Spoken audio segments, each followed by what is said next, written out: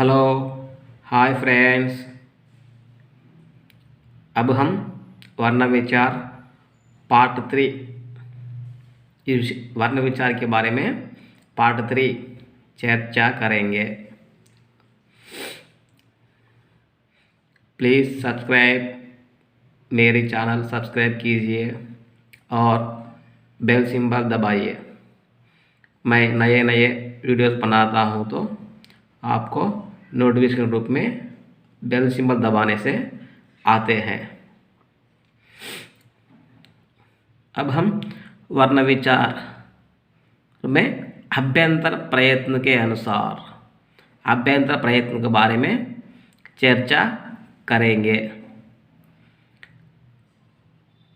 अभ्यंतर प्रयत्न के अनुसार 4 भेद है। वर्ण विचार में ही अभ्यंतर प्रयत्न के अनुसार 4 भेद हैं।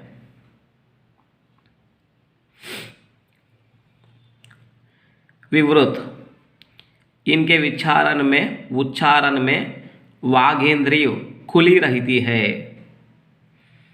विवृत के उच्चारण में वागेंद्रिय खुली रहती है। स्वरों का प्रयत्न विवृत कहलाता है।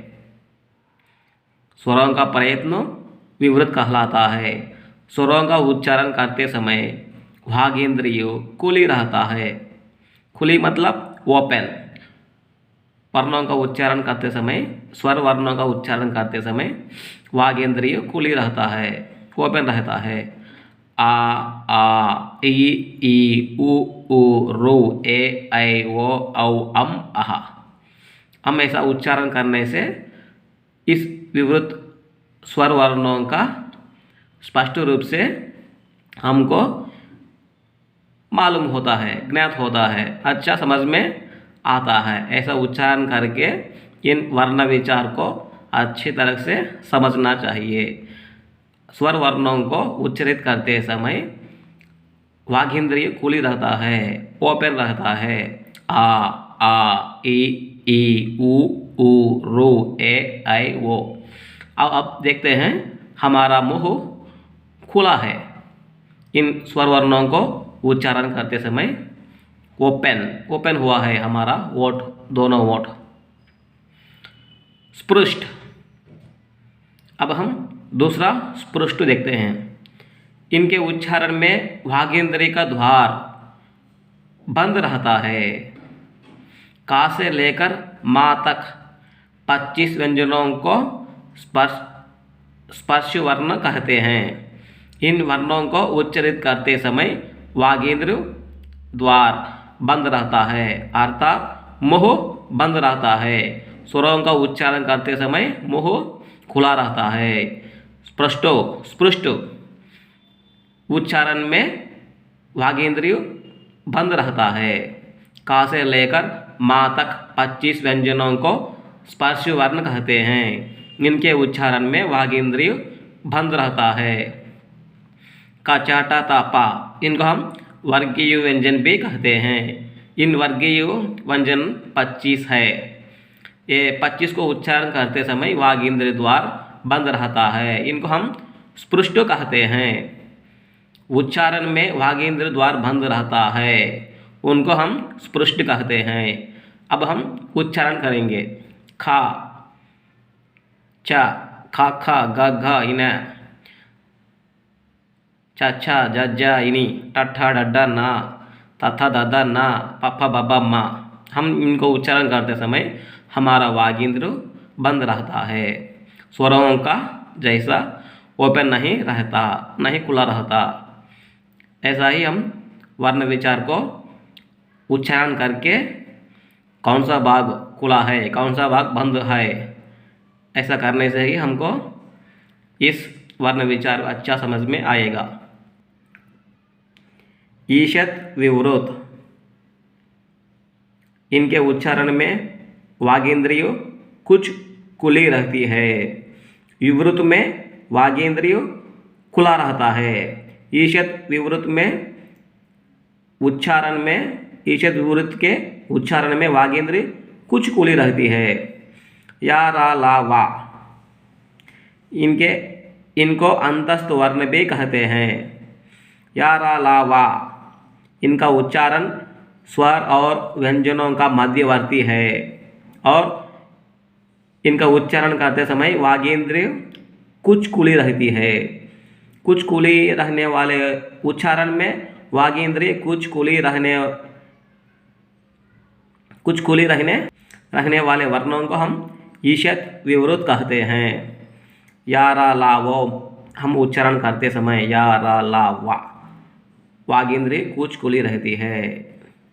इन वर्णों को ईषत् विवृत कहते हैं और या रा ला वा को अंतस्थ वर्ण भी कहते हैं।